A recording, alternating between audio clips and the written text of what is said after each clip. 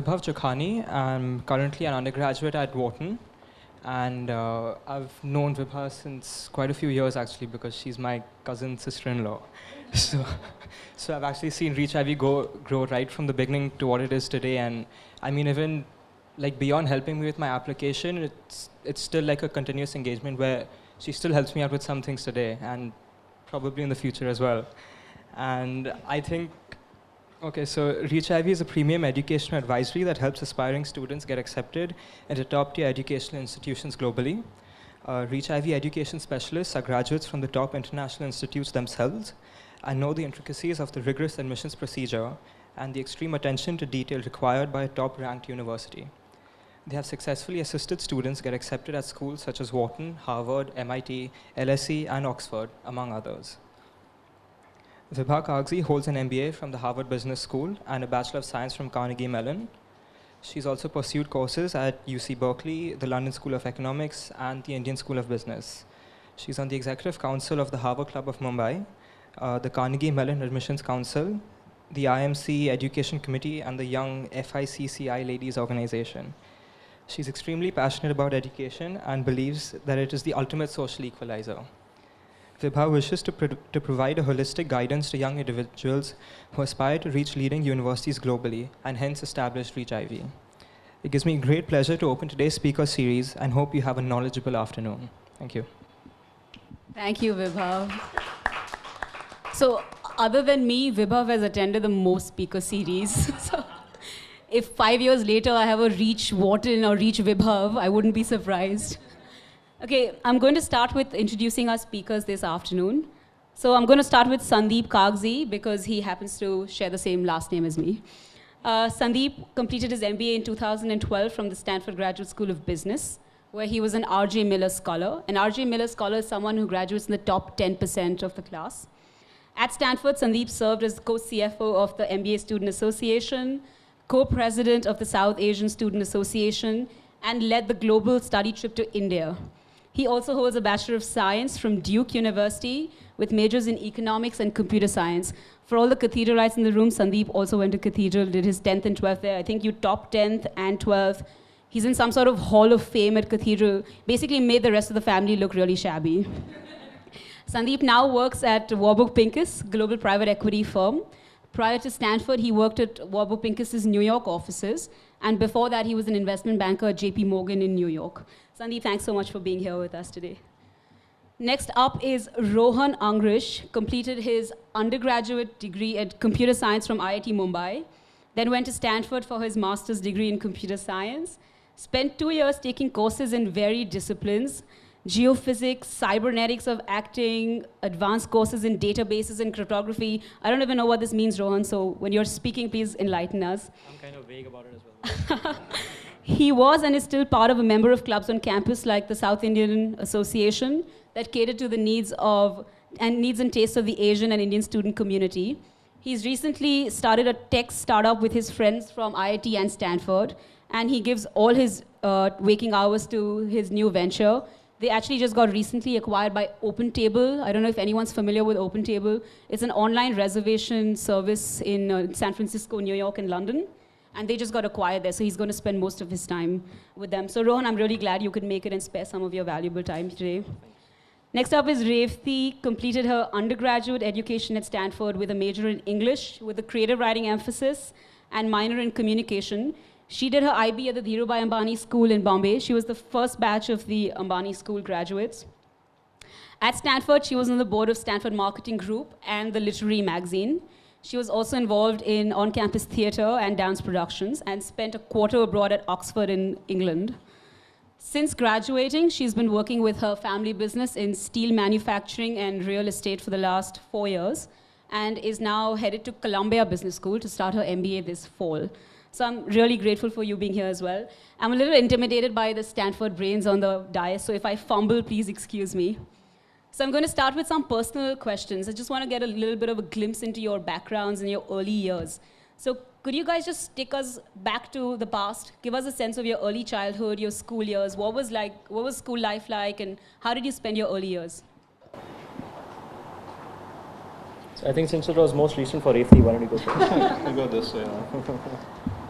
Do I need to use this? Yeah, use it. I did my SSC until the 10th standard, after which I moved to Dhirubhai. And I was always the sort of quiet, nerdy kid when I was young. And I mean, I don't mean to blow my own trumpet, but I always did fairly well academically. And while I was at Dhirubhai, I actually did a lot of other things also, which I'm sure sort of contributed to my getting into Stanford. And yes, that's about it. Great. So as Vibha mentioned, I went to Cathedral. I see a few Cathedralites in school uniform, so that's good on a Sunday. I was in Savage, but it doesn't look like any of you guys were. But, great. So I was actually in Cathedral for 13 years, so never went to any other school in Bombay. I also did my 11th and 12th there, and I think that might be somewhat relevant in a lot of people deciding whether after the 10th they want to stay on or not. And for me, it was the decision to apply abroad. I felt that doing my 11th and 12th at Cathedral was really helpful for that, because the school was really helpful in facilitating that. So for any of you struggling with that decision, that's definitely something to keep in mind. So, like Sandeep, I also only went to one school. I was in Jamnabai for 13 years. Any Jamnabai? Yes, yeah. So yeah, Jamnabai is a good school. It has a little bit of everything, which is not a bad thing. Academics wasn't hard, it came easy, so it gave us a lot of time to do other stuff. So I played state volleyball, handball, district cricket, football, did a little bit of everything. Because I knew after that we'd be studying hard, trying to get into something that was... yeah. So I did that, Jamnabai, and then I went to Ruparel, did my junior college in Ruparel in science, and then I was in IIT and Stanford after that. Cool. So that was good sort of background. So Revti, I want to talk to you about the Indian education system. So we're seeing this trend of all these new IB schools flourishing. And fortunately, you caught the cusp of it. You did your 10th with the SSC board and then your 12th with Ambani School. The rest of us were products of the Indian education system. So can you give us a sense of the IB versus the SSC or the Indian boards? And do you think it was an improvement? How do you think the system has evolved? And do you think it's for the better? I think I was just discussing this with Vibha right now about, I mean, how the traditional Indian boards, the SSC, the ICSE, sort of give you a fairly strong base, particularly in the maths and sciences. But I thought it was, I'm extremely, extremely glad I did the IB for my 11th and 12th, because it sort of teaches you to actually think for yourself and not just sort of repeat what's in the textbooks. And particularly if you want to go into something that's more on the humanities side, or even something like business, it's a very important skill to have and to develop from very early on. And again, the IB, because of its structure, sort of forces you to do a lot of other things as part of the CAS program. And that not only does it add to your profile when you're considering applying to a top college, but it also makes you really enjoy your school years. And honestly, I found that the freshman year was sort of a relief after the academic intensity of the IB. I was like, okay, now I can breathe easy for some time. So it was, academically, it was a good preparation for a top university.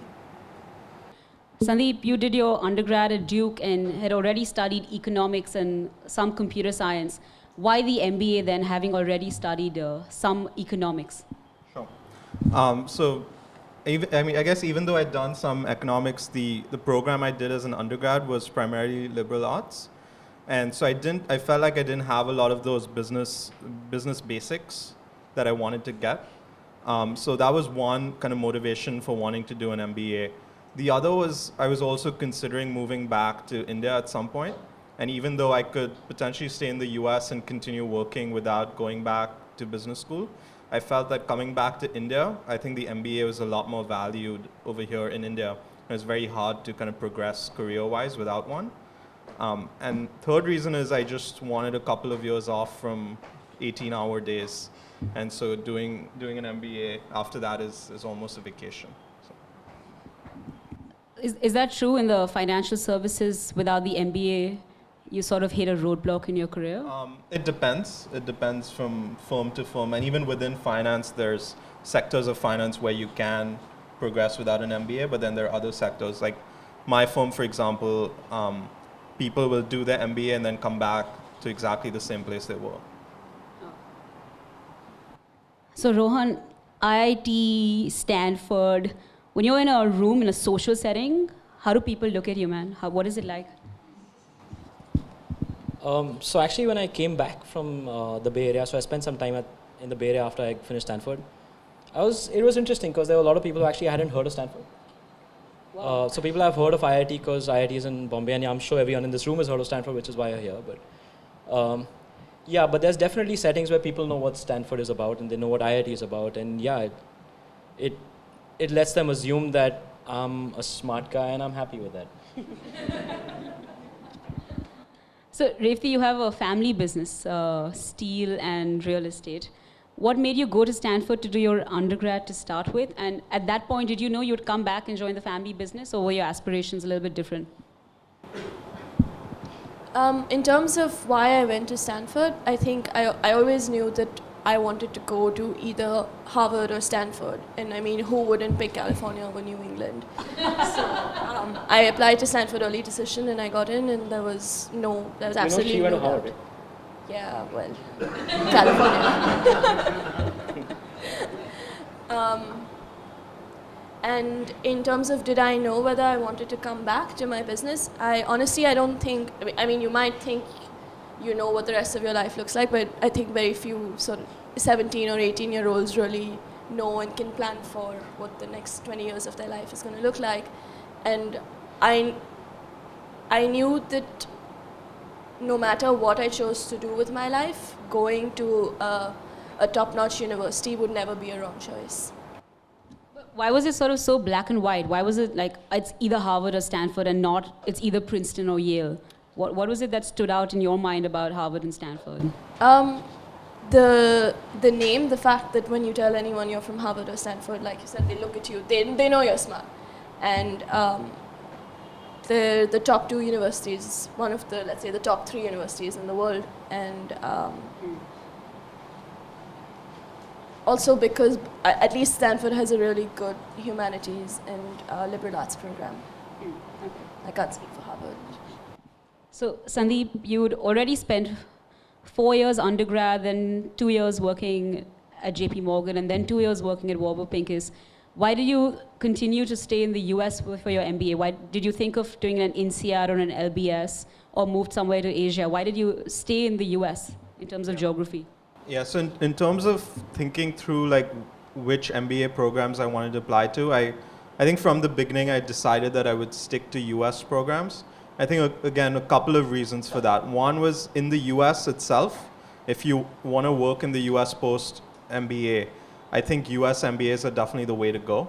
Even though the European MBAs are very well regarded in Europe and Asia, I feel in the US, you don't really get a lot of credit for European MBA. So that was one reason. The other was I was just more comfortable in the US, given that I'd lived there 8 years and I knew a lot of people in the country. And thirdly, again, the European programs, a lot of them are 1-year programs.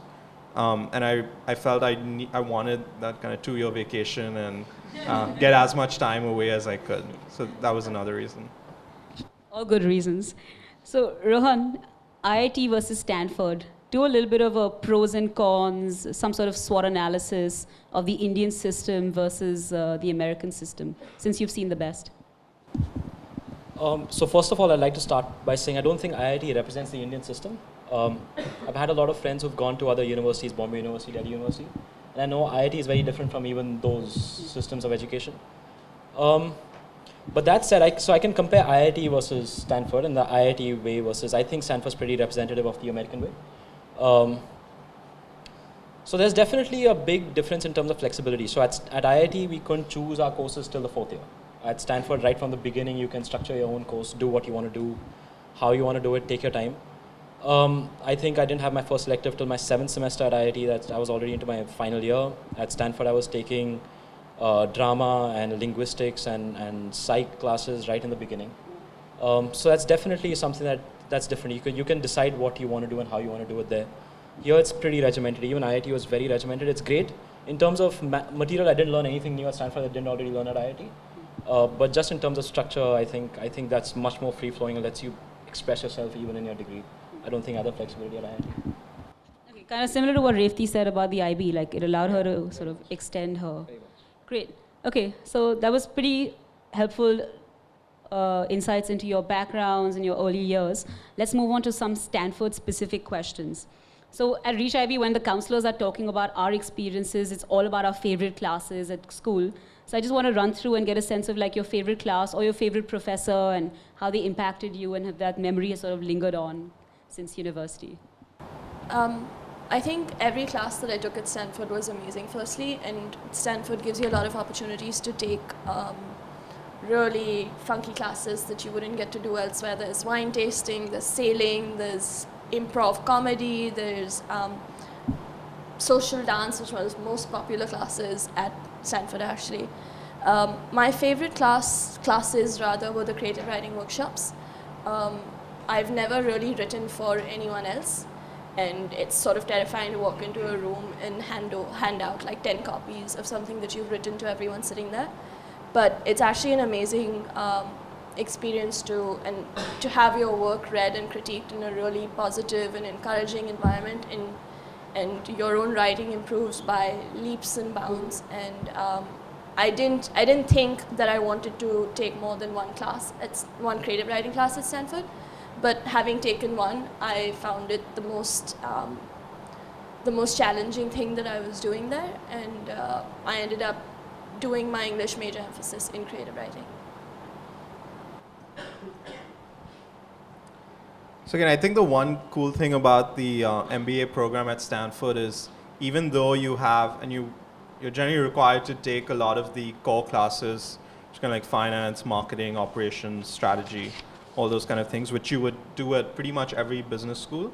The cool thing about Stanford is they have a lot of classes that focus on experiential learning and kind of on the softer skills. So I think one really cool class, which is definitely a Stanford favorite for most people, is a class called Interpersonal Dynamics. It's also known as Touchy-Feely, because the goal of that class is to help you form better relationships with other people, whether it's in your personal life, whether it's in your work life.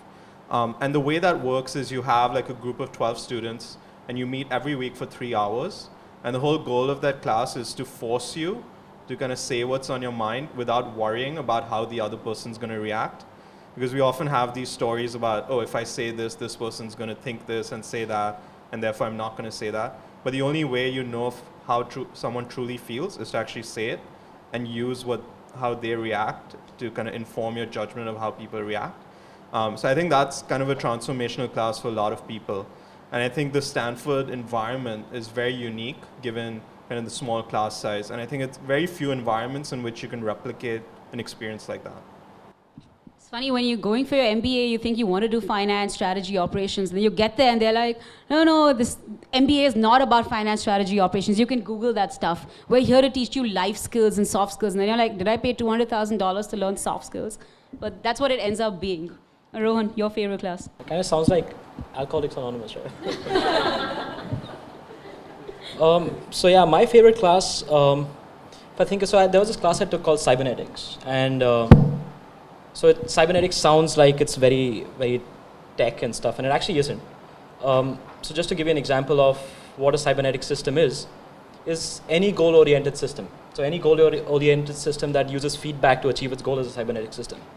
And the reason it impacted me so much is because, and they have theories and they have models of how cybernetic systems work, how they should work, and how you make a cybernetic system achieve its goal faster, and And the reason it impacted me was when you look around, everything is a cybernetic system, right? So the classical example of a cybernetic system is a thermostat. It constantly talks to its environment to achieve the desired temperature. But everything is cybernetic. You talk to someone, you play off of someone else. You're dancing with someone, you're dancing, you play off of each other. You're acting, you do that. If you're at a computer, you need feedback. So everything is cybernetics. And I think what that made me realize was that these models and theories are applicable everywhere, even outside of the classroom, when you're studying anything. So just as, what I did there for my course project was I described the history of science as a cybernetic system. And what you find is when you apply these models to something as random as science, you realize there's actually structure even in human behavior. So you have set theories in science, and then you have some people who are the stalwarts of that theory, but then based on the theory something new comes out.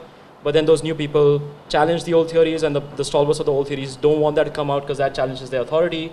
They try to stymie that, and then eventually there's a revolution, then there's a new basis, and then that just continues. So everything has feedback, even something as simple as human progress is basically a cybernetic system. So the guy who took this course is this person called Paul Pangaro, and he wasn't a professor at Stanford, he was visiting. I forget what his website was, but brilliant course, brilliant books. I would never have taken anything like this had I not met this person. Great. So Rohan, your turn again. Your academics are something I'm going to announce, and I'm guessing you've enjoyed the experience of announcing them, so let me do the honors for you this time. So Rohan was ranked within the top 1.5% in India on the common entrance test to the IITs, ranked 11th in the city of Mumbai for the HSC exams, and ranked 3rd in India for the 10th standard board exams. So great numbers, Rohan. Do you think it was the numbers that did the trick for your master's application? They definitely didn't hurt, but no, I think Stanford specifically, what really worked was the fact that I was at the top of my graduating class at IIT. I think at Stanford, they know what IIT is. They recognize the fact that it's a tough program, hard to get into, harder still to be at the top of when you get out from. So I think if anything really worked, it was the fact that I did well at IIT more than anything else, yeah. Okay, so big reason a lot of us choose to go to top schools for undergrad, masters, or MBAs, obviously the networks we come out with. The people we meet with, the mentors, the professors. And I've been lucky to have a lot of my mentors from undergrad and from my MBA. So could we just run through people or experiences at Stanford that have actually led to some sort of culmination of a future move in your lives, like a career bent or a personal bent, something that's impacted your life straight out of Stanford? Are we still going up here? So again, I don't really have any one experience that kind of points to the network as such, but I will say on the network, and this is specific to the business school at Stanford, is that, so as a lot of you might know, the Stanford class size is a lot smaller than most business schools. We have around 400 students every year. So as a function of that, you have a lot fewer alums from Stanford. And I think what that leads to is that even say you come back to India, right, you might have a handful of Stanford alums in Bombay.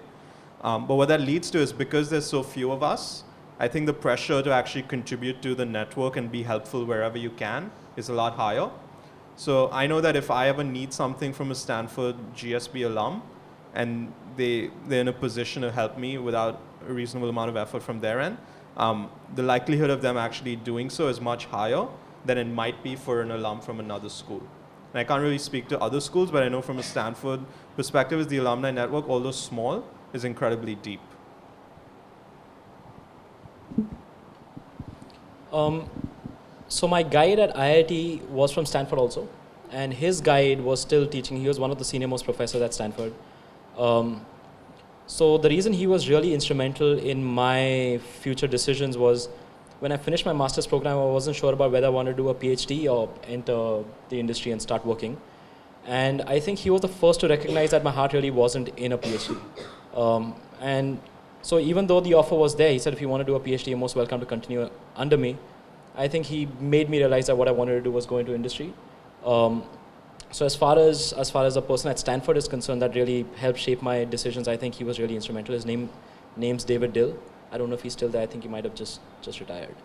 But then the network and the alumni bodies across the globe are what are really incredible. So the job that I'm doing right now, the reason I'm doing it is because one of my friends who was with me at Stanford, also at IIT and then at Stanford, he moved back. He started this thing, and you just connect. It's really easy. Once you've been there, you come back. You have people everywhere who are willing to pick your brains or run something by you, see if you want to start something. It's definitely a very, very useful network. With regard to the undergrad network, I think it's sort of a different story because, like I was discussing with some of you earlier, it's a very, very small batch of at least Indians who go to Stanford, Indians from India. My year, there were about 6 or 7 of us. That was an anomaly. Typically, it's more closer to 2 or 3. So at any given time at Stanford, across all years, there may be about 10 Indians.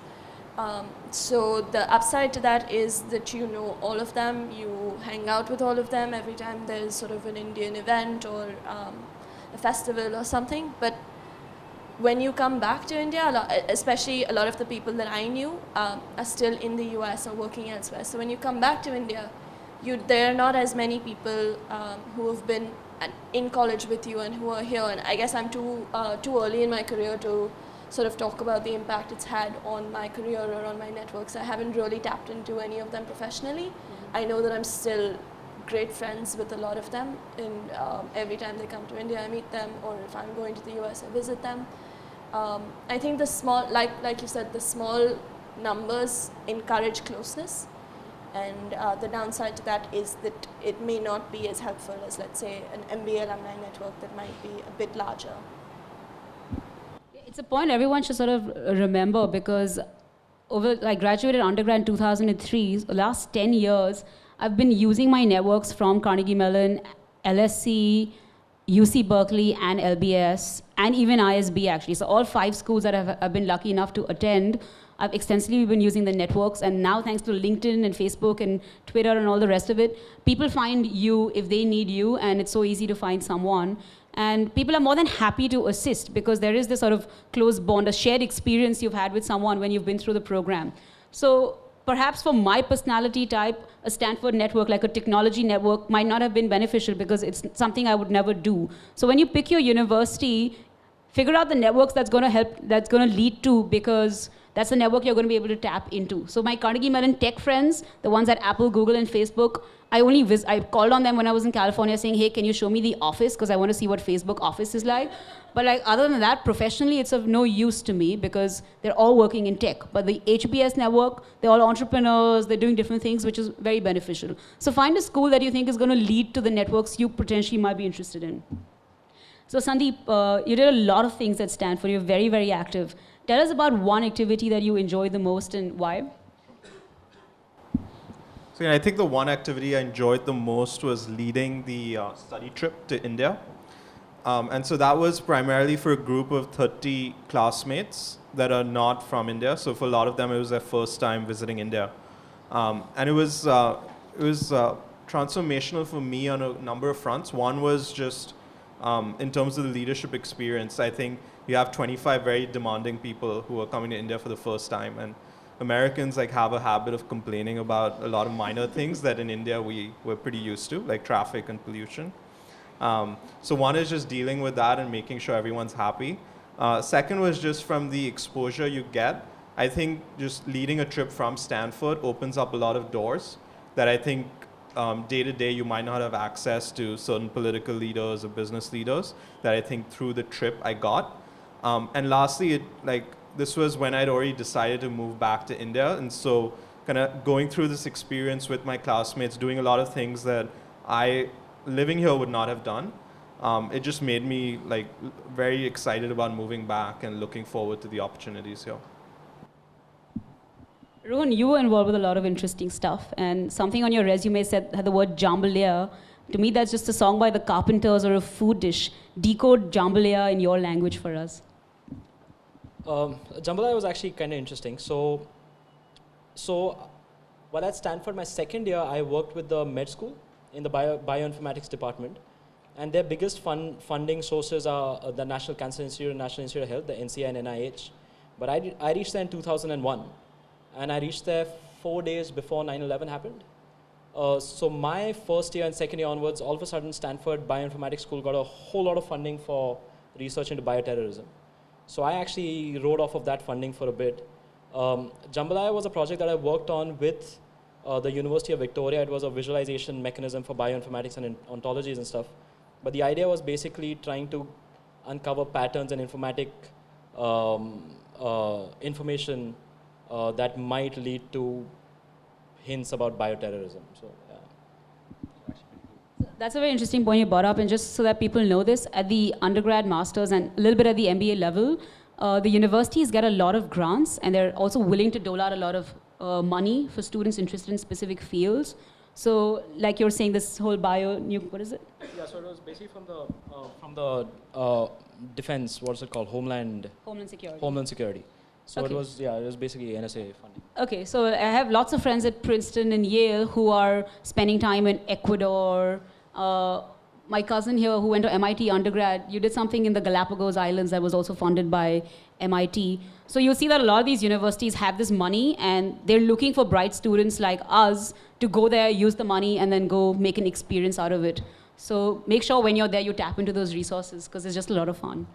Revti, tell us about your time at undergrad and your internship. You did an internship in New York in publishing. So you could just talk a little bit about that.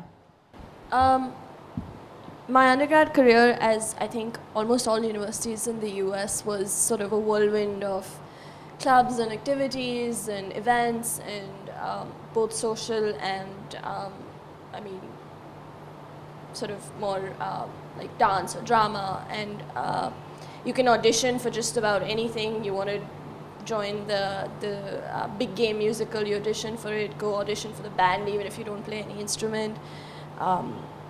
And when I was a freshman or sophomore, I thought I wanted to go into publishing because I've always loved books and I was majoring in English.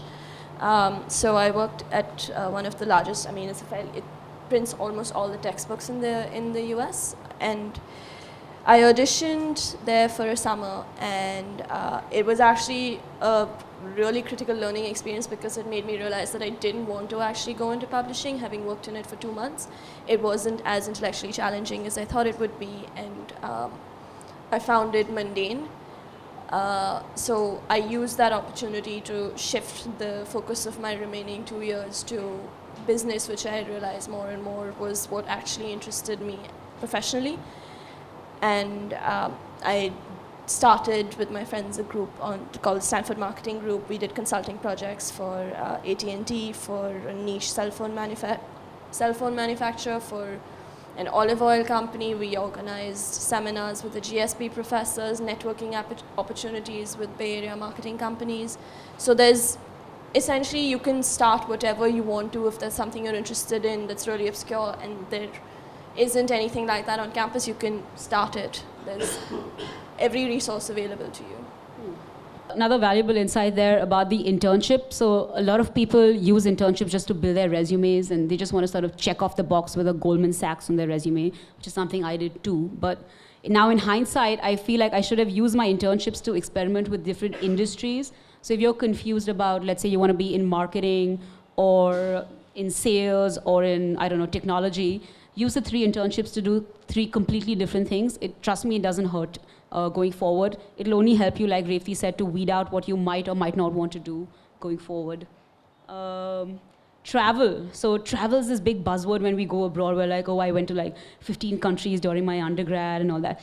Can you talk about your travel experiences and the emphasis Stanford specifically lays on learning through experiences and travel? So at the undergrad level, Stanford has an overseas program. So they have, I think, not campuses, but they organize quarters abroad in about maybe 8 to 10 different countries. I did a quarter at Oxford, and I went in the spring, and it was the season of garden parties and croquet and punting and picnics, and it was an amazing 2 months. And almost everyone I knew during those 4 years went abroad for at least 1 quarter.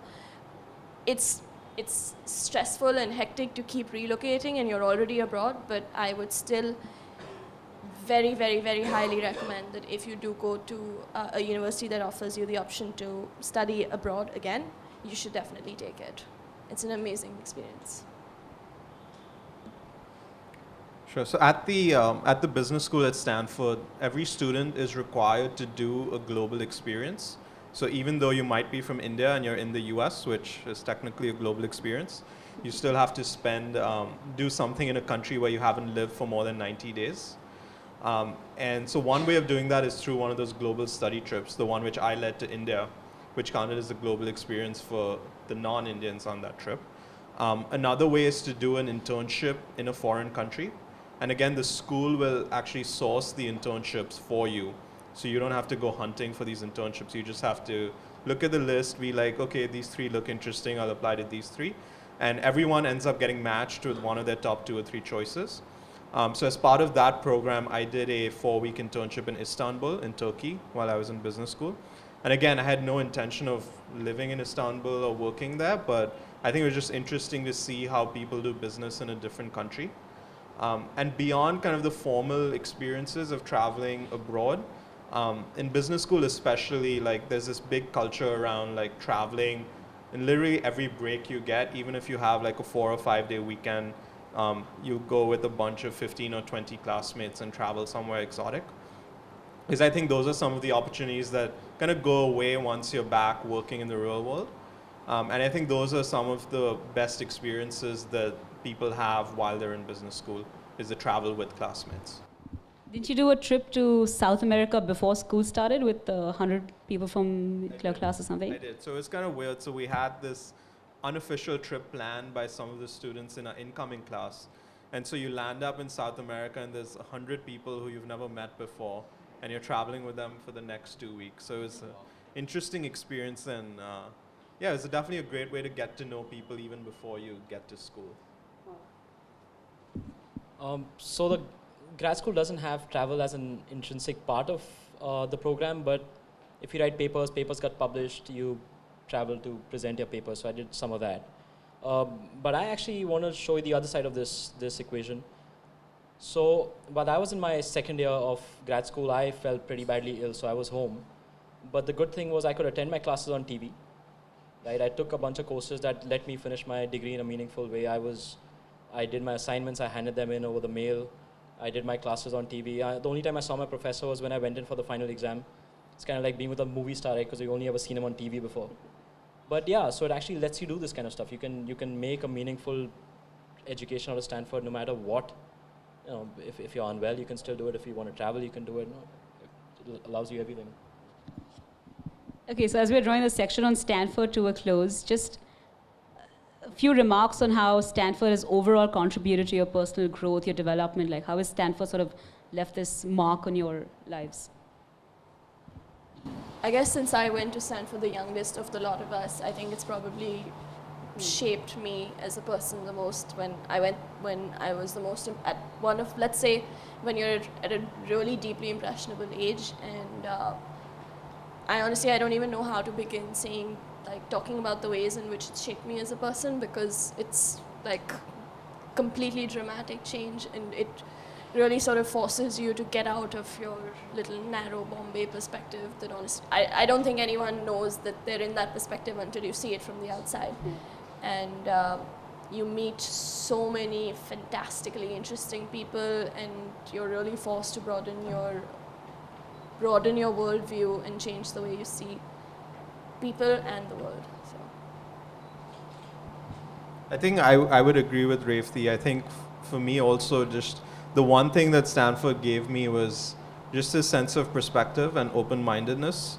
So even though you go in, you think you've met a lot of different people getting up to that point, just that environment where you have people from such diverse backgrounds, you might think that things should be a certain way and this is the right thing. But I think you just get exposed to so many different perspectives that even though you might not change your views, I think you're a lot more open to other people's views, and I think you're just I guess more well-rounded person coming out of it. And it's hard to kind of quantify in terms of how it impacts your life, but I think as a person you're just more open-minded. So I think there's two parts to the answer I'm thinking about, because I think one thing is common to anyone who's lived in India for the first 18 to 20 years of their lives and then moves abroad. I think that teaches you certain things that you may not have dealt with before. For instance, you realize 21 jalapeno poppers is not dinner. Right? You have to know how to cook, you have to know how to, you got to take care of yourself. So that's one thing, but I think that's common to whatever university you go to. But the thing about Stanford is I'm a techie, right? And Stanford's the mecca of tech, right? So it's the absolute heart of where all the innovation in my field happens. Where I live down the street was, I'm sure you guys have seen Social Network, right? That house where they have that hackathon with Mark Zuckerberg sitting and a bunch of people. That house is right across the street from where I lived. And you walk down the street, there's Larry Ellison's home, and then Steve Jobs did something then.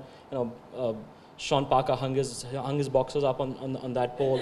It's all happening there. So as far as tech's concerned, it's absolutely the harder tech. So when you go there as a techie, as a computer science guy, it's really inspiring. I mean, if I'd gone to the East Coast, okay, there's a bunch of research happening there.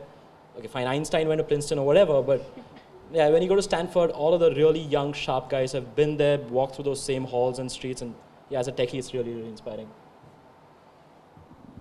Okay, so pretty profound impact. All three of you, Stanford seems to have shaped you in pretty dramatic ways. Let's move on to your professional lives. Want to get a sense of how Stanford, more so for Sandeep and Rohan. Sandeep, how did Stanford help you sort of get this job at Warburg Pincus, one of the top-ranked private equity shops worldwide? And Rohan, also after him, just lead us in progression. So I guess my experience is slightly different in that I'd already worked at Warburg Pincus in New York before going to business school. But I'd informally spoken to the firm about moving back to India at some point.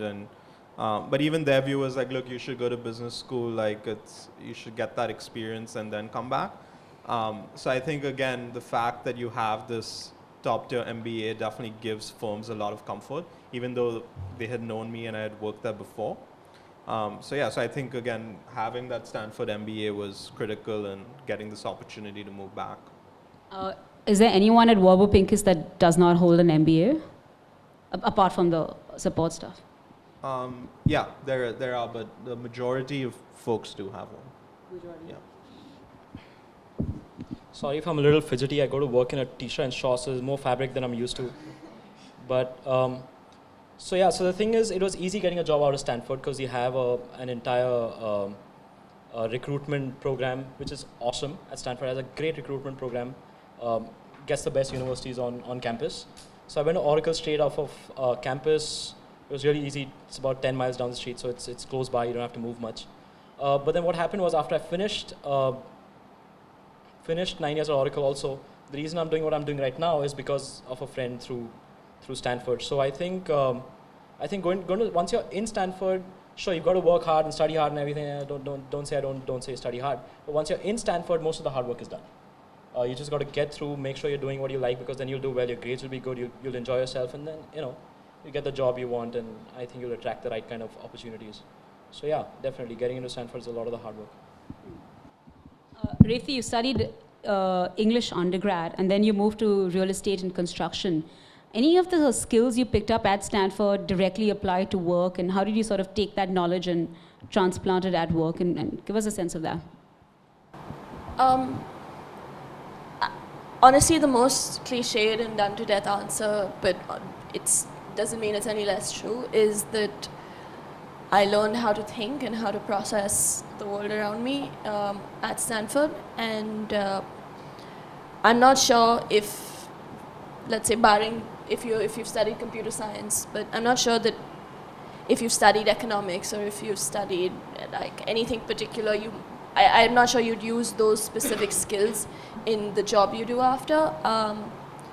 But I think the maturity and the ability to understand people and to understand situations and to think on my feet and come up with innovative insights, creative insights, is the most critical thing that I learned at Stanford, and that's something that's very, very, very relevant to a business career.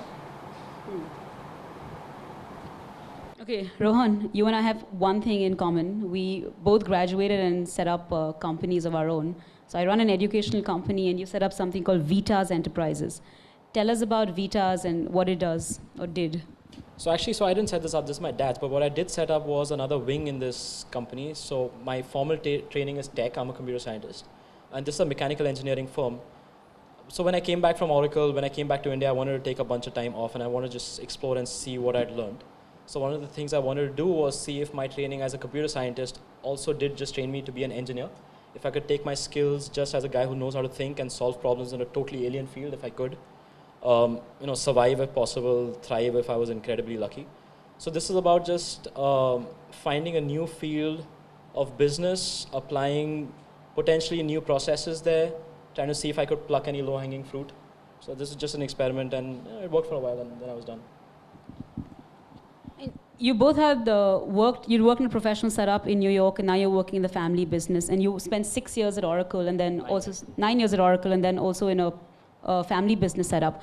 Can you compare and contrast, working in an environment where you're professional in a global top firm, as opposed to then working in a family business sort of setup, and sort of the pros and cons for people here who might want to, work outside in a professional company, then jump back to their family businesses? What were both experiences like? Some of the challenges of both?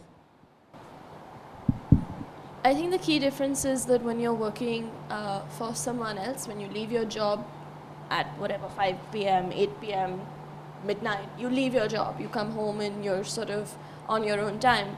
When I leave my job, I'm still, it's on my mind continuously. I sit at the dinner table and talk shop with my dad, and I go on holiday and I'm checking my emails continuously, and there are obviously professional jobs in which you do have to live that kind of lifestyle, but when it's your own, you're sort of attached to it and feel responsible for it in a way that doesn't let you turn it off mentally. And the other thing that cuts both ways is that your job is what you make of it when you're working for yourself or when you're doing your own thing. It can be as easy or as challenging and give you the opportunities and potential. It's exactly what you want to do with it and how hard you're willing to work and how much effort you're willing to put in and how committed you are to it. Sandeep, is that true? Are you able to switch off from your job once you're home? No. And I think that was a reference to some professions in which we can't do that. So that's actually absolutely true. So I agree with everything you've said. The difference is I've worked in what I'd like to add is the professional setup I've worked in was in San Francisco, and where I've tried to do my own thing is here in Bombay. So the difference is there was about the problem. So I was really solving a problem.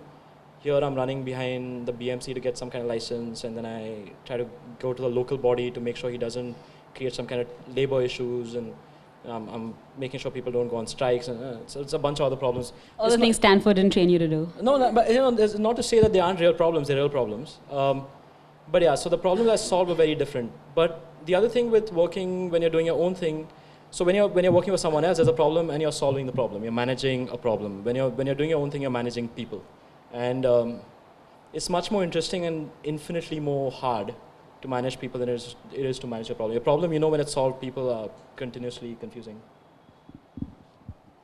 Okay, that was very helpful insights into your professional backgrounds. Moving on to the last section of the afternoon, your applications, because everyone's here to figure out the application key. So at Reach Ivy, we start working with students 4 years before they actually apply, and we encourage people to start working early. Our key code is start early. How important do you think it was for you all to start early? How early did you actually start considering, thinking about the application process, colleges? How do you sort of navigate the process? I think the advantage to figuring that out ahead is that you know the challenges of the application, and it gives you the time to build up your profile and to add things that you may not have done were you not considering it. I mean, an admissions officer that's reading your application and sees that you've been running your school's food donation program for like 2 months isn't really going to be impressed. If you've been doing it for 3 years or 4 years, then you've really it's something that stands out. So I think in that way it gives you the opportunity to build up and make sure that you present an impressive application. Because for all the undergrads here, and I'm sure you already know this, but the Common Application asks you to state everything from the 9th grade onwards, which is why we said start 4 years before, because the 9th, 10th, 11th, 12th, all your grades, transcripts, everything is required off of them. So again, I do agree that you should start early, and especially with respect to things like activities and things that, as Revathi mentioned, that doing it for 2 months isn't really going to count for much. But at the same time, I'd say with respect specifically to an MBA or a kind of master's program is you should think ahead in advance, but you should also keep your options relatively open. You don't want to decide 4 years from now, I want to go get an MBA, because that might not be the right choice for you 3 years down the line. So again, to the extent that you can take steps that will keep you on that path, but without kind of setting your mind to something before you actually need to. So for example, even though I wasn't sure I wanted to go to business school, I still did my GMAT like 3 years before I applied. And so that was really helpful, because then come the year I was applying, I could focus only on my essays and didn't have to worry about things like the GMAT, which was kind of just something to get out of the way. actually, I did the same thing. I graduated and took the GMAT right away because it's valid for 5 years. So if you know you're going to, I knew if I was going to business school, it would happen in 5 years or it wouldn't happen at all. And it was the same benefit. Plus, when you've just graduated, you're still used to sitting down in your room and cracking those math problems and reading word lists and all that. So we definitely recommend getting rid of the standardized tests that are just a formality. It's something you just have to get done earlier rather than later. So that also gives you the bandwidth to retake a test if you need to. So please get rid of all sort of standardized testing the moment you know that this is something I might want to consider. So I think grad school, especially grad engineering school, is different from undergrad and business school in the sense that that's very subjective. You've got to really make a strong case for yourself. You've got to sell yourself. You've got to sell your life up to the point where you graduate. And with engineering school, it's very different. It's just numbers. If you're good at what you do, if you're amongst the top few that are applying, you get in. So really the work that you've done is all of your courses and your classes, you're just doing well, you're attending your classes and doing well in your exams. It's pretty much all that you would need, unless you're doing a PhD, in which case you've been smart about picking your area. You've presumably already been in touch with professors from that university. So that's one thing that definitely helps is just before you apply or just after you apply, just before they actually start the admissions process, which is sometime in March, you get in touch with someone and you tell them, okay, you know what, I'm applying for either the master's or the PhD program. You know, I'm interested in the work that you're doing. It's a very targeted approach. You zero in on your professors, set your crosshairs, and you shoot. Yeah, so you make them aware of the fact that you're applying. They look out for your application. That definitely helps. So I don't think there's anything specific that you do, like you would do for the undergrad program, or have that in mind. It's something that you know you're going to do when you're in college. You know you want to do a grad school degree. So you just do your classes regularly, and then when time comes, you just approach a professor and see that it gets done. I want to get some insight into what kind of people came to your undergrad, your MBA, and your master's programs, and what kind of things they did post, because there is some sort of misunderstanding in the kind of people that actually get admitted to Stanford and the reasons they go to a Stanford MBA or Stanford master's program. So what were they like coming in, and what are some of the things they're doing having finished their programs?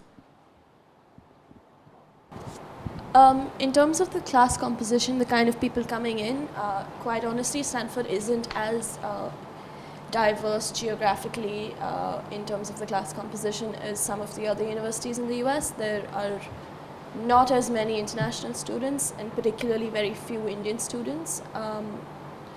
But everyone who's coming into Stanford is there because they deserve it. They've all worked incredibly hard for through their years in school. There were people who were Olympic athletes, people who had started their own NGOs, people who were published writers, who had started their own websites. I had a multimillionaire who was living in my dorm, and honestly, when you're surrounded by that kind of peer group, nothing you've done seems adequate, and you're always pushing yourself to get more out of yourself. And I think that's one of the most important things you actually take away from going to a school like that, is that you set really high expectations for yourself. And in terms of what people have done after they've graduated, I know a lot of people who started their own ventures, whether it was a website, or I know someone who started a medicine donation program that's actually got federal funding recently. People who are giving back to the community, people who are working in the government. I surely know some people who are going to be senators someday. I mean, it's just an amazing environment to be in. So again, at the business school, we have this joke about everyone at some point feeling like they're the admissions mistake. And it's definitely true, because like everyone in your class is so incredibly talented, and the things that they've done, it's kind of hard to imagine that you're in that same group. But I think everyone brings something unique to the program. And so even though you might not see it in yourself, like other people clearly have, which is nice. But again, in terms of the diversity, so the MBA program, unlike the undergraduate program, is a lot more diverse. So I think approximately 40% of the class is international. Even in terms of backgrounds, work experience, the kinds of things people have done before coming to school is very diverse. Same thing going out, like people are doing diverse things, but often you'll find that people who are doing one thing before school, switching, and then someone who's doing the other thing is like, oh, what you were doing is really cool, I'm going to try doing that. So you kind of see like a lot of people who switch careers and change what they do. So I think engineering grad school is different in that respect. So it's an extremely diverse population. There's people from all over the world, people who've paid for themselves, people who've been funded by their universities, people who've been funded by governments. I mean, a bunch of Turkish students are funded by governments. They have this thing where they've got to go back and then work for the Turkish government for 5 years and stuff, but you have a very diverse population there. So that's fun because you interact with these people, you live with them for 2 years, and you find out a lot about where they've come from or what kind of lives they've had, what kind of lives they expect to have from the lives that they've seen their parents live and stuff. So that's what was coming in.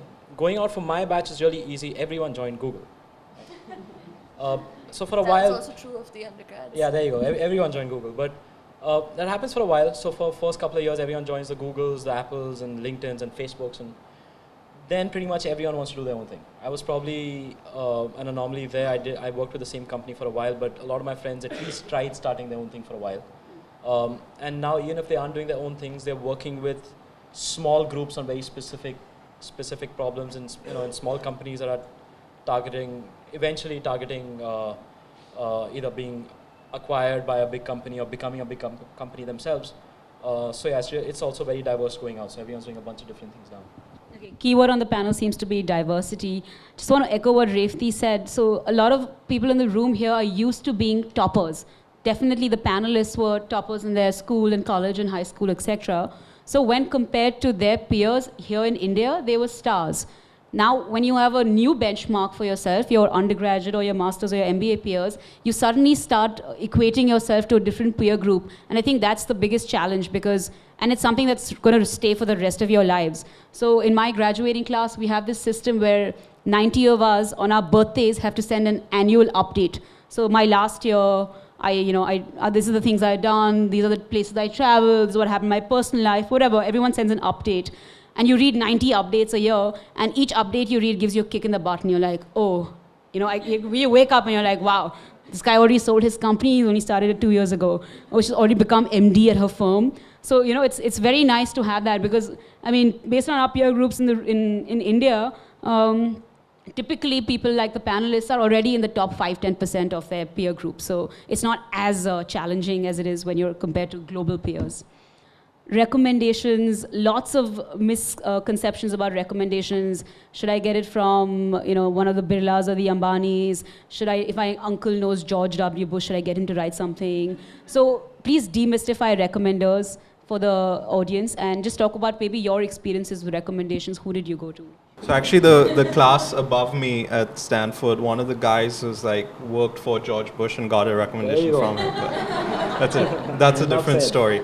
No, but more generally on recommendations, I'd say in India especially, we all have a tendency to look out for the most senior person or the person with the best title to write us a recommendation.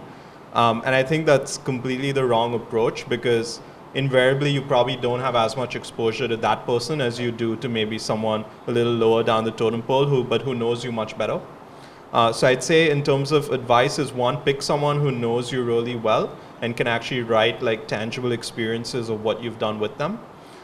Secondly is pick someone who can actually write a good recommendation, who's someone who'll actually take the time to write a good recommendation. And third, I would say is avoid people who tell you to write the recommendation for them and they'll sign it, because I think invariably they'll miss out on a lot of insights that other people have about you but which you don't have about yourself. And I think the part about yourself that comes out in your essays anyway. So I think it's really helpful to have that external perspective, which you'll only get if someone else truly writes a recommendation for you. I agree with absolutely everything you said, and I think that the problem may be that as a 12th standard student, especially if you're in a school or college where your classes are fairly large, it's hard to build personal relationships with your teachers. And speaking as someone who's both written and read recommendations, you can identify from a mile away a recommendation that someone's just kind of written and would apply to you. Don't pick that kind of person. And this is another advantage to knowing that you're applying fairly early, build a personal relationship with the person who's going to write your recommendation, because if they don't know you well enough to write something unique, it's not going to stand out. So at IIT, we had a very simple rule for picking recommendation professors. Don't take a recommendation from someone who uses the word but in the sentence when you ask him for a recommendation. Because we had professors who say, I'll write a recommendation, but I'm going to write the truth. You don't. But it's definitely true that you want to get the recommendation from someone who knows who you are, definitely as a student, potentially also personally, because that also makes a difference. I mean, when you're getting admitted into a class, if someone says, okay, not only is he a good student, but he gets along with other students well, helps out, is basically a team player, that kind of thing also helps. So besides getting to know someone you will get to know people in a very academic setting, but if you spend some time with the same professor, say 2 years doing projects with the same professor, their personalities also definitely come through. So you want to pick these rather than going for the star professors that are known globally, or George Bush. I differ with you on that one. If you know George Bush, get a recommendation from him. But yeah, otherwise someone who knows you well, that'll definitely. Okay, last question for this section. We all hear this, since I'm sure a lot of the undergrads are hearing this and the MBAs are hearing it as well, like find the school with the right fit for you. Please demystify the Stanford right fit for all your programs for the audience. What makes the right fit for a Stanford applicant? I think the thing is, paradoxically, that particularly for Stanford, there is no right fit. If you're an individualistic person, if you're someone who is not afraid to go against the crowd, to let loose, to stand out, to have fun, you're the sort of person who belongs at Stanford, because this is a school where you graduate you graduate in the wackiest costume you can make. The biggest party is a party on the tombstones of the founders, and one of the biggest traditions at Stanford is to streak across campus in the dead of the night, jumping from fountain to fountain. I mean, this is the kind of thing that this is what Stanford is about. It's about being yourself and doing all these crazy things, and nobody judges anybody else for anything. And I think if you're a person who sort of goes with the herd and fits in and is happy to do what's told, you're not the right person for Stanford. You have to be, and the other important thing is that you can't be sort of unidimensional. You can't be just a good sportsman, or you can't be just a good dancer, or just a really good student. You have to be something else in order for them to sort of see you as adding to the diversity of the class profile. I would agree with what Revati said, even on the in terms of the MBA program and business school. I think the people who get the most out of the experience, again, there's no real right fit, because regardless of your background, you'll have a good experience. But I think the people who contribute the most to the experience as a whole and kind of add to the class are people who kind of have like a strong set of values coming in, but at the same time are open-minded and are willing to entertain different perspectives. But again, I think a lot of the stuff she said in terms of people who are like fun-loving, like don't take themselves too seriously, those are the people who thrive the most at Stanford.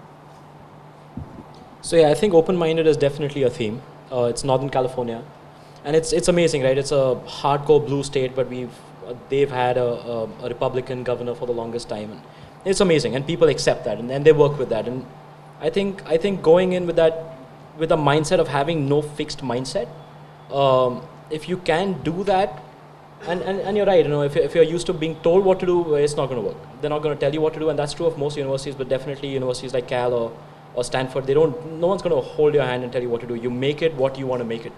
And if you're confident of making something good out of your college experience, then definitely Stanford's a good fit. Because they have a school that lets you do everything. I mean, Revati said in the beginning, you can do whatever course you want to do, and improv and dance and a bunch of things. You can make it whatever you want to make it. But which is why you've got to be smart about knowing who you are, what you want to do. And if you know that, Stanford's a great place.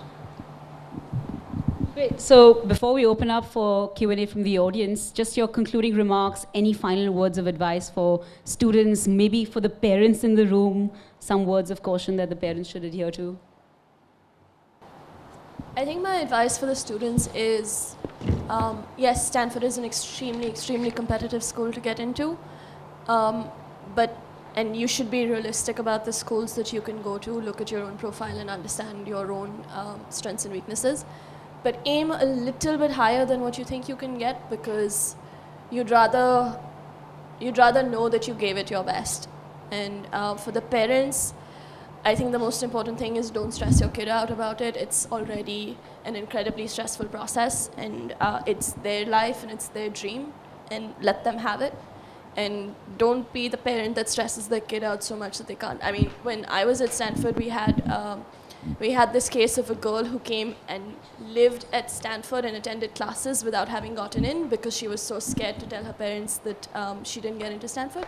So she just kind of came and camped out in one of the dorm lounges and said, oh, hey, I haven't been assigned housing yet, and attended all the classes and even gave exams. And it came out like 3 months later that she was never enrolled at Stanford, and she didn't tell her parents. So don't be that parent. Let your kid sort of do the best they can, and don't stress them out about it. I think that's great. I think also for the parents, I would say is let your child pick the schools they want to apply to and not the ones you want them to apply to. Or not the ones you wish you had applied to. We see that all the time. Yesterday, we had this father in the room who insisted his son apply to Harvard undergrad. And the guy was just like, Dad, I don't want to go to Harvard. Like, it's as clear as that. And the father has insisted it's on a list. He's already put it down. He's written it down. He signed, stamped everything. My child is going to apply to Harvard. And the kid was like, Dad, why don't you go do another executive MBA or something there? Like, leave me alone. So parents, please, like, don't try to live vicariously through your children. Just let them be. And then I'd say for students is, again, like, it's a stressful process regardless of whether it's an undergraduate or master's program. And it is stressful, and there's no way to kind of really get over that while you're in the process, but just kind of keeping the big picture in mind. And even if you don't get into the school, your dream school, you'll still get in somewhere very good. And at the end of the day, it's not kind of where you end up, it's more what you do when you finally get there. So there's not really much I can add. Stanford's great.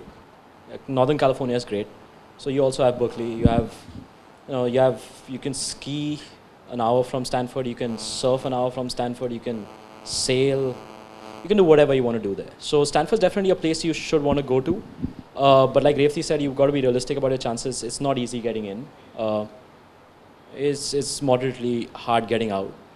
So you definitely need to know what you want to do, and starting early is a good thing to do. But I mean, my short answer to the parents would be, please leave the room, right? Let a kid do what a kid wants to do. And that, Revati said, if you're used to doing what you're told, you're not going to thrive. But then if you're here with, you know what I'm saying, right? So yeah, so you definitely need to be someone who can make decisions for yourself and then stick with them, even if they don't work. Because when you're there, you're on your own. You'll have friends to support you and advise you and guide you, but you're the only person that's going to face the flak for what you're doing. So yeah, you've got to be an individual, and I think everyone here is smart. You guys know what you want to do, which is why y'all are here. So yeah, I think as long as you keep your eye on the ball, you should be fine. So we're going to open up for questions. Just raise your hand. Nilofer will come around with the mic. If you could speak in the mic, it would be helpful. Thanks. I actually have a teacher voice. I'm happy with that, but I'll use the mic anyway. So I have two questions, actually. The first one's for Revati. You mentioned you spent time at Oxford and Stanford. I actually have the chance to spend 2 years at Oxford doing a dual master's. But I wanted to dig a little deeper, and if you could help me just compare the two universities in terms of, maybe course structure or ease of navigating the options available on campus or at the larger university in terms of maybe cross-registering across courses, etc. Any insights comparing the two universities in general? I was at a Stanford program in Oxford, which meant that I wasn't actually enrolled in Oxford, and I didn't have access to all of Oxford's courses. So we had classes in the Stanford house, and the only Oxford class that I took was a tutorial, which is Oxford and Cambridge are structured, at least at the undergraduate level, entirely in a tutorial system where you meet your professor one-on-one for a few hours every week, and you sort of do the work, your research independently. So I wouldn't really be the right person to talk about the academic structure at Oxford. I can sort of tell you broadly that the difference is that you don't get that kind of flexibility in the UK or pretty much anywhere outside the US. In terms of academic content. Yeah. Can I get the second one in as well? Great. This is for Sandeep. Sandeep, you know, I've heard a lot about Stanford being great for general management, for being in tech, etc., like was mentioned. But any examples or any trends in terms of people exiting into the social space, or once they finish loan forgiveness, or staying back in the US for a couple of years, just learning from the post-MBA experience? And I asked that because I've just come out of spending a couple of years at Teach for India, and I know I'm going to be here in the social space here. But there's definitely a lot of merit in learning from being in the US in that space as well. Yeah, no, I would say at Stanford especially, there are a lot of resources dedicated to people who want to pursue careers in that space. For me, it wasn't something that I was considering while I was there. But again, we do have loan forgiveness programs for people who accept jobs in countries where you might not get paid as much in the nonprofit world. They also have internship programs where, again, the school will pay your salary during your internship, so you can actually do something you want to do without worrying about how much it's going to pay you.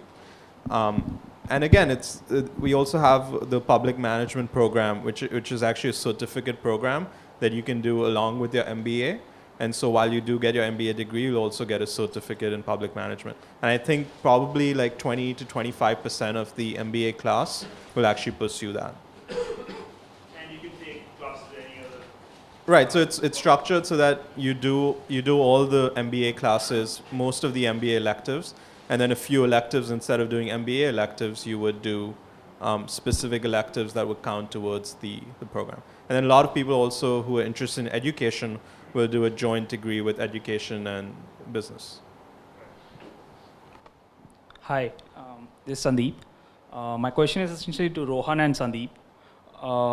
Stanford is coming up with various programs like deferred admit or joint degree programs, which are essentially targeted for MS and MBA, 3 years one.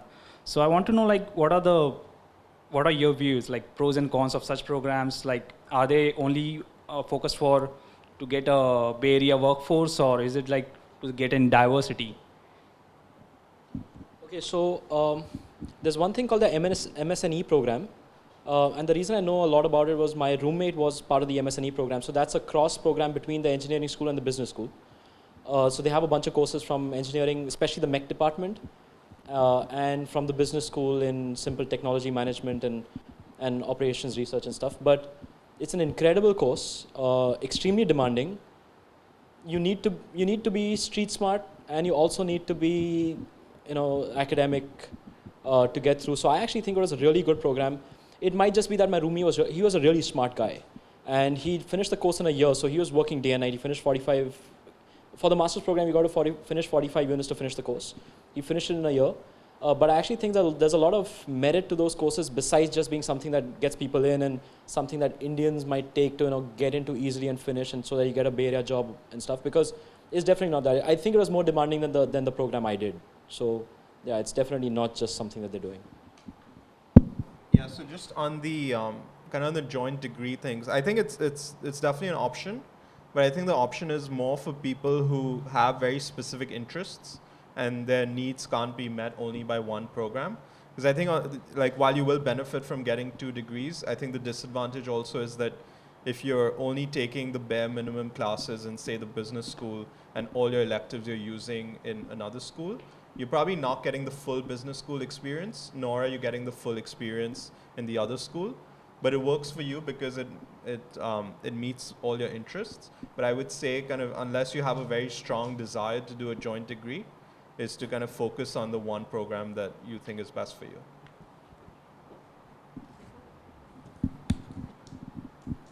Hi, this is specifically for Sandeep and Revati. I just wanted to know a little bit more about what you guys did in the time between graduation and going to B school. Like, we constantly hear about extracurriculars being a vital part of the application. How did you pick those? And after that, I'd also like to know a little bit more about your recommendations. Who did you guys pick to do your recommendations? Thanks. Sure. So I'm happy to go first. I think so you mean between like undergraduate and business school, right? So again, I was working full-time doing finance. So as you can imagine, not a lot of free time kind of outside. But then again, I think if you're applying to one of the top schools, it's important to kind of get that in. And my first couple of years, I didn't do anything except work, and the excuse was like, oh, I'm working, I don't have time. But if you think about it, you can create 2 hours in a week to do something. And so my third and fourth year in New York, which was the 2 years before I applied to business school, I started volunteering for SAT preparation, so tutoring essentially SAT. And I did it Saturday mornings, like 10 a.m. to noon. So it's hard to argue that, oh, I'm so busy that you don't have those 2 hours. And I actually really enjoyed it. And it was consistent with some of my other activities in undergraduate. So I think even from a story perspective, it wasn't something I was doing just for the sake of getting some extracurriculars on my resume. But I think it is important because there will be people who have that. And to say that I was doing exactly the same thing as them, but didn't have those couple of hours. So I think it's in that respect, it's helpful to think about something early on in terms of something that matches your interest, but it also shows that you're doing something beyond kind of just working. To be quite honest, I didn't have any very solid extracurriculars on my MBA application, but because I work in a family business, it's a group.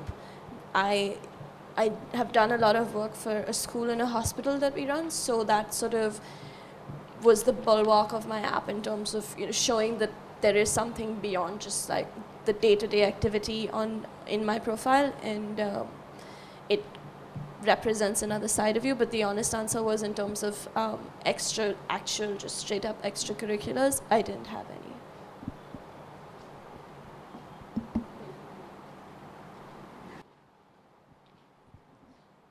My question is for Sandeep actually.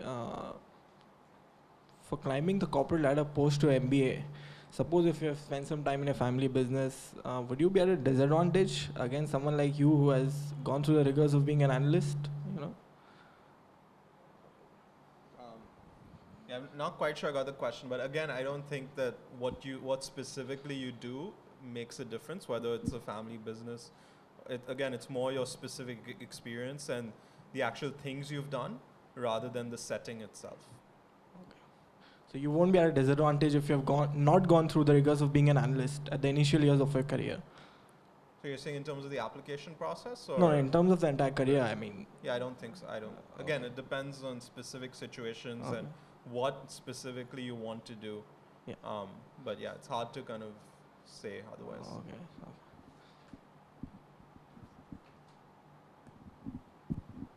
Hi, I would like to ask you, for undergraduate programs, how much weightage do you give to SAT marks and academics and other activities? 50-50. I think that's really a question for Vibha to answer because none of us have been at sort of the admissions end of the process. Okay, so SAT scores, GRE scores, GMAT scores for undergrad, master's, MBA, whatever it may be, are very, very critical, but they don't supersede your extracurricular activities. What that means is it's just one other thing they look at. Unlike the Indian system where we have cutoffs, you know how we have cutoffs, like if you don't have this percentage, if you're not a 95% CBSE, you can't go to Ruparel College or whatever. They don't have any cutoffs. They don't say that if you didn't get a 2200 on your SAT, you cannot apply to Stanford. So they don't have a blanket cutoff. And there are people who have, like, let's say a 2050 or 1950 also who made it to Stanford, but there might be something else in their application that worked for them. So there is no 15% weightage to ACT, 15% to SAT, 9th standard scores, 2%, 10. There is nothing like that. It's not that formulaic, it's not that cut and dry. It's a combination. It's sort of ambiguous, abstract, but it all adds up. And also to sort of, add to what you're saying, the other side is that schools like Harvard, Stanford, Yale, they reject applicants every year who have 2400 on their SATs or 800s on their GMATs. It's not just about that number. So I do interviews for Carnegie Mellon undergrad, and Jason, the admissions officer, told us they rejected 8 perfect SAT scores last year. 8, 2400. Flat 2400, 800, 800, 800 on the subject test, and they rejected them because they had nothing else to add to the classroom in terms of diversity. So it's not just the score.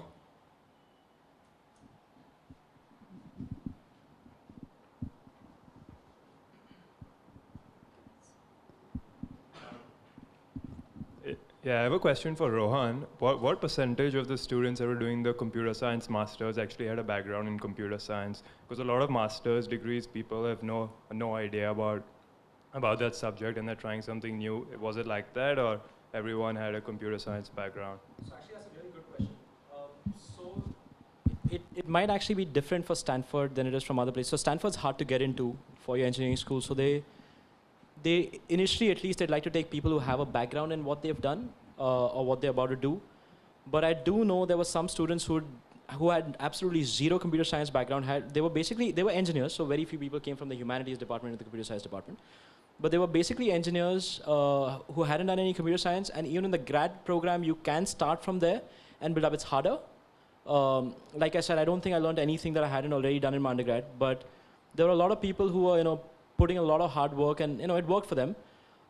So Stanford doesn't discourage that. In fact, if you have a lot to bring, a lot of the really smart hackers in our class in computer science were actually not computer science grads. They'd done their undergrads in civil and chemical engineering and stuff, and they were the brightest hackers we had. So yeah, they come from all over. Hi, I have two questions for Sandeep. One is very similar to what he was asking. Is there a high amount of non-traditional background students? You generally hear of a lot of techies, a lot of iBankers in the class. But what about people from the media or the entertainment business? Do you see a lot of those? Yeah, I'd say, again, if you just look at the class composition, you definitely see a disproportionate number of consultants and bankers. But at the same time, I think the applicant pool is also much more heavily skewed towards those people. You definitely have people from non-traditional backgrounds, but I think, again, it's not, if you look at the applicant pool itself, there won't be that many people from that. So in terms of odds of getting in, I don't think it's any harder. It's just there's fewer people from those backgrounds applying. And then again, it's those people traditionally might not want to go to business school. So it's more, you don't get that many people applying, which is why in the end result, which is the actual class, you don't see that many people. So it's not tougher to get in? No, I don't think so. Okay. No. They also have dedicated media clubs. So like at HBS, and I'm sure you have this at Stanford as well, there was a media and entertainment club, and they'd organize trips to New York and Vegas and California, around that area, to media and entertainment companies. So you can go and get a one-on-one with CEOs of top companies. They're constantly visiting campus. There were lots of people who, whether they came in from media or not, but they wanted to eventually go into media and entertainment. So you see a lot of it happening. Okay, my other question is, you were mentioning that you were at Warburg Pincus before and after the program, right? Was there any reason for that? I mean, were the other options not good enough, or? No, so when I went to business school, I didn't have any commitment to go back. It was just kind of keep my options open, see what else is out there. Wasn't even sure if I wanted to do finance coming out of business school. So business school for me was an opportunity to just kind of see what else is out there, see what other, learn from what my classmates were doing. And at the end of the day, I think for me, the desire to move back to India was probably the biggest factor. And then given the fact that I never worked in India before, I had this opportunity to come back with the firm that I'd worked at. And also in terms of the work culture in India, this was, it's relatively similar to a US environment in terms of work culture.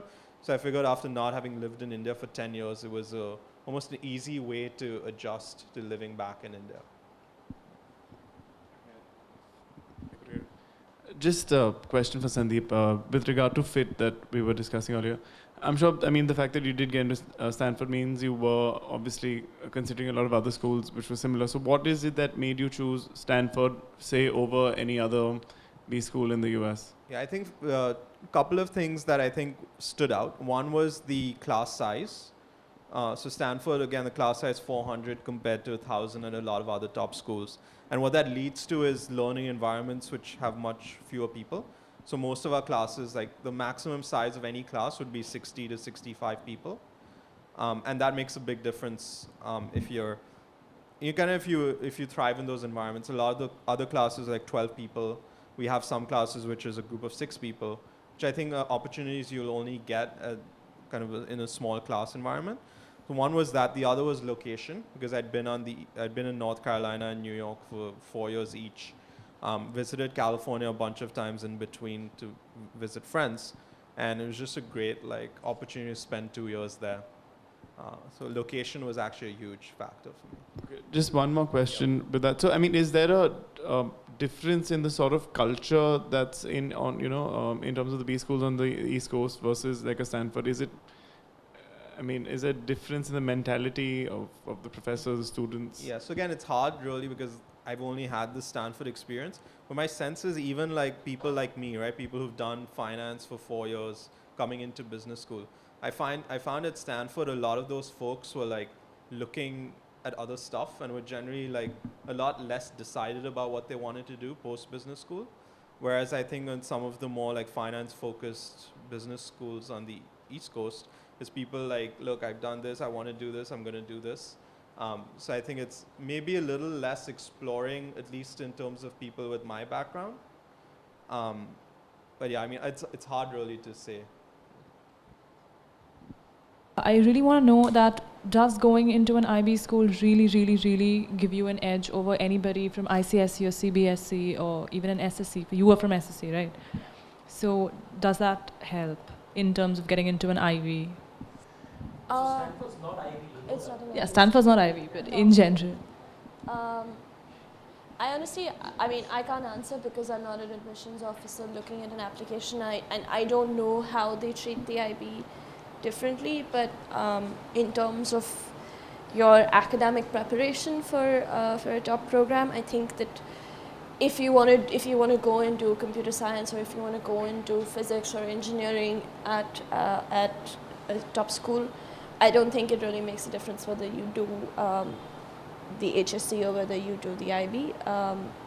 If you're considering something a little bit more fuzzy, then definitely you want a program that has trained you how to make your own, like to form your own opinions and to, get your own insights. And I think the advantage of the IB over any other 11th and 12th standard is that it forces you to do extracurriculars. So what you're basically saying is the way they, basically, I don't know, cut you through in through your academics in IB is very close to what it is in these schools, in the top tier schools. I think That's about it. It's more rigorous. Like genuinely, yeah? I found college easier compared to the IB.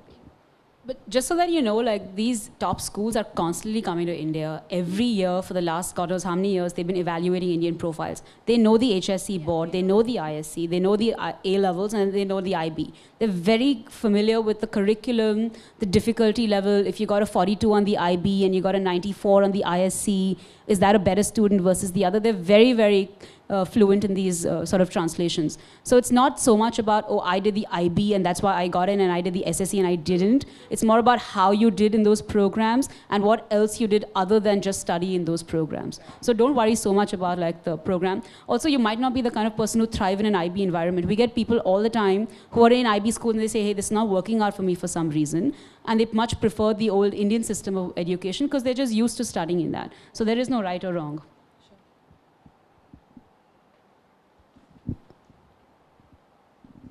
Anyone for a last question? It's 6 p.m. We're going to wind down. This is for Sandeep. My daughter's in Cathedral in the 9th now. So any recommendations for her? She's a good student, and I'm very not yet decided whether I do want to send her undergrad or no. So any recommendations for her? Again, I think you should let her decide. Yeah, definitely. But, still for her to pursue something which you think did make a difference or did help you, because no doubt the school is very good. Yeah. So make the most of it. So anything specific? I think going abroad in general is changes you a lot, and I think it's at least for me, is a very positive experience. So again, I would say it's like once you get to that decision whether to go abroad or not, I mean, again, it's very specific, depends on your situation and like whether your daughter wants to go abroad. But I'd say on the margin, like for most people that I've known, I think going abroad is definitely a huge positive. So regardless of kind of where you go and where you get in, I think just the process of going abroad itself, I think, is very helpful.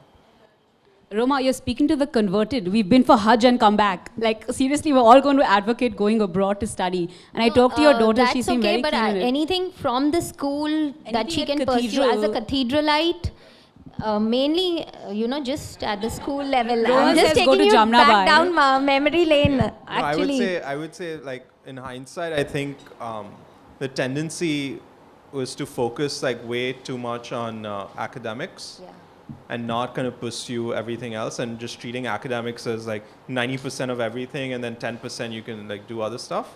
But I think in the real world, and especially in the US, even in business schools, academics is not a huge portion of what determines whether someone's successful in life or not. I think a lot of other skills that you develop through kind of extracurriculars and doing stuff outside of school that I would encourage.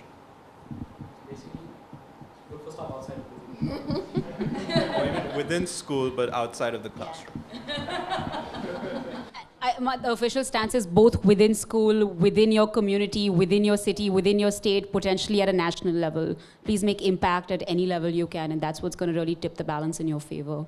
And I think it's post 6 p.m. We're going to wrap up. Thank you all so much for your time. It was really, I'm really grateful everyone made it out in the rains. We were really worried. Please feel free to talk to the speakers. They're going to be around. Please like our page on Facebook. It's just facebook.com/reachiv, just so that you know what's going on. And a lot of you I already know, and a lot of you are already on our mailing list. If you're not, feel free to just send us an email, help@reachiv.com. And thank you all so much for coming. And we have some samosas and stuff, so just feel free to eat something. All right, thank you.